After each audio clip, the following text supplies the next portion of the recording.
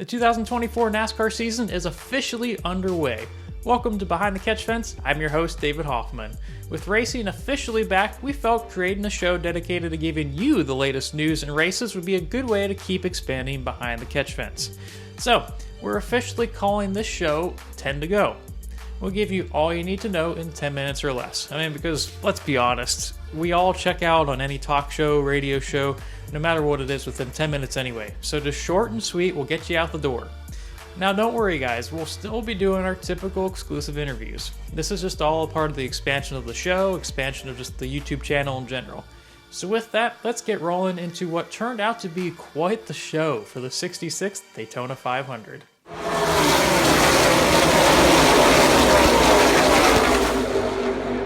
After it was all said and done, William Byron scored his first win in the Great American Race, just narrowly edging out teammate Alex Bowman to the caution flag after the white flag waved. Now, before you begin to debate whether Bowman got hosed out of a win, the truth is, he really didn't. After the race, NASCAR posted a photo of what they used to determine the winner, which I'll show here. You can see at the time of caution, which when you zoom in, that yellow light is on, and when you zoom in on the leaders, Byron is ahead by just a little bit. So, William Byron did indeed score the win. It was a special win for Hendrick Motorsports for multiple reasons. The win on Monday was the 40th anniversary on the day guys, of Hendrick's first Cup Series start. I don't know if you can write a better storyline, a better script for that. Hollywood ain't gonna buy that because they'll think it's just crazy. It was also Hendrick's 9th Daytona 500 win, which ties the team with Petty Enterprises for the most Daytona 500 wins all time. Now that we've had a little bit of time to digest everything, I think it's time for our 3 takeaways from the Daytona 500. Let's start off with number 1. William Byron has entered the category of elite drivers on the NASCAR circuit. Yeah, he led the series last year with 6 wins, made the championship 4, but wins in crown jewel races matter. Before Monday night, Byron had never finished better than 21st in the Daytona 500. That includes 4 crashes as well. Is Daytona a crash fest? Yes, but it takes an elite level driver to find yourself up front in contention at the end of these 500-mile races. That's why Denny Hamlin, Joey Logano, and Brad Keselowski always seem to be up front in those closing laps, no matter the year, no matter the car, whatever the circumstance may be. They're just up there. Now let's not forget, Byron has a win at Darlington Raceway as well. It's not the Southern 500, but Byron has proven he can contend at one of NASCAR's toughest tracks as well. Now I think a big question was whether Byron could continue his surge from last year. He's already proved that within a week of the regular season. He's already locked into the playoffs. He's good to go. Now they can keep ripping away at it. Now, it's hard to argue at this very moment more than 5 drivers better than Byron right now on the circuit. Heck, who do you put on that list? A Kyle Larson, a Denny Hamlin, Ryan Blaney, Christopher Bell, Joey Logano? You could argue Byron is in that top 2 or 3 within that group alone. Now moving on to takeaway number 2. There's little to no respect when it comes to speedway racing. I feel like this is just starting to be a broken record. I'll admit, the majority of the race was pretty clean, which I was pretty surprised with, even though the strategy kept the average pace pretty low there for a while. But can we get a speedway race within 15 laps to go that doesn't include someone getting hooked into the rest of the field? It's a train wreck every time. I get it. It's bound to happen. But there's a line between hard racing and just plain stupid racing.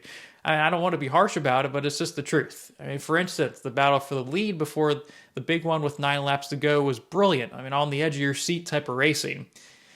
You had everything in that. You had Ross Chastain mirror driving, essentially. You had Joey Logano and Brad Keselowski throwing these daring moves to try and maneuver and get the lead away from Chastain. And, for me, it was the longest and most enjoyable Daytona 500 battle that I'd seen in a while. And I've been watching for a good bit of years. I'm not like 40 or anything, but just the straight up talent and determination to just jockey your way into position to win was just incredible. But, there's a big but, then it gets stupid. William Byron gets loose from a push from Bowman, which sends Byron into the right rear of Keselowski, sending the number 6 into Logano, and practically the rest of the field behind him.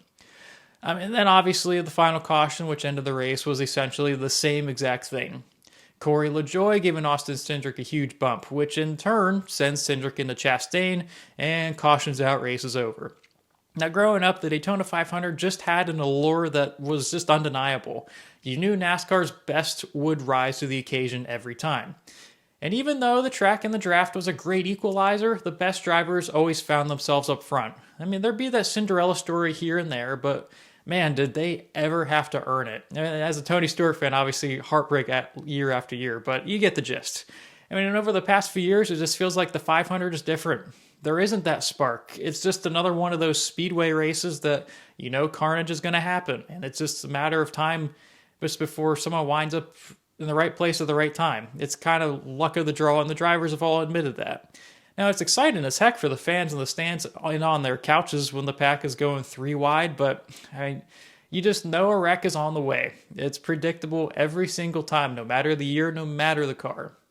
Now, I don't know if there's anything that can change it, especially with the introduction with this next-gen car the last 2 years, where the playing field is just as even as ever. Call me old school, but the 500 just doesn't have that prestige that it used to have. Now for takeaway number 3. Legacy Motor Club may be in for a resurgent year this year. Now don't get me wrong, it's hard to judge a team or driver based off one performance, especially at a place like Daytona. But it certainly helps to have 2 cars finish inside the top 10 after 500 miles, no matter the racetrack. I mean, going into it, John Hunter Nemechek, he finished 7th, while teammate Eric Jones gave the Kings number 43 a solid 8th place finish. Unfortunately, Jimmy Johnson got caught up in an early accident, which took him out of contention, or maybe he might have been in the conversation as well. Now, to me, it's sort of a defining season for Legacy Motor Club this year. The team showed promise 2 years ago with Eric Jones winning at Darlington in the Southern 500, scored some top 10s there in the latter part of the year. Then results lacked for both Jones and Noah Gragson before Gragson was suspended last season. Knowing where they stood in the pecking order at Chevrolet, they bolted to Toyota, and for good reason. Now entering this year, they have a new car, they have the resources, and they have the drivers. Let's not forget, Eric Jones has been one of the most slept-on drivers in recent memory. Jones takes care of his equipment, gets the most out of what he's given. I mean, and nobody expected him to win in petty equipment 2 years ago, and sure enough, he did it in pretty convincing fashion. I think that says all you need to know about him. Plus, you have the addition of a more polished John Hunter Nemechek, who's had so much success in the Truck Series and the Xfinity Series over the years. Should have won a championship probably last year in Xfinity. That's for another time. Plus, with Johnson able to have another year under his belt to put a stamp on the organization, he only elevates that group in general. I mean, heck, he won 7 championships for a reason. I feel like that you can bring that into the mantra in general to help uplift that team. Now, they'll certainly have their growing pains making that switch to Toyota this year, and we'll probably see it early on. But I feel it'll ultimately help that organization reach a level they haven't, quite frankly, in a long time since Richard Petty was driving that 43 car. Well, with that, I pose this question to you. Who surprised or impressed you during Monday's Daytona 500? Comment below your answers. I feel like there's a good bit of drivers that could be chosen for this, so have at it. Have fun with it. Think outside the box a little bit. Well, I appreciate you guys for tuning in for today's episode, the first of many for 10 to go. One other question for you guys. What do you want to see from 10 to go? I'm open to any and all ideas. This is sort of we're continuing to build it, so we're open to anything. Well, that's all the time we have for today's show. You can follow this podcast on X and Instagram at Behind Catch. Oh, and be sure to subscribe, like this video as well. Keep getting those numbers up. We're going to keep growing this thing, and we're in this together, guys. So enjoy the rest of your day. Thanks again for watching, and I'll catch you guys later.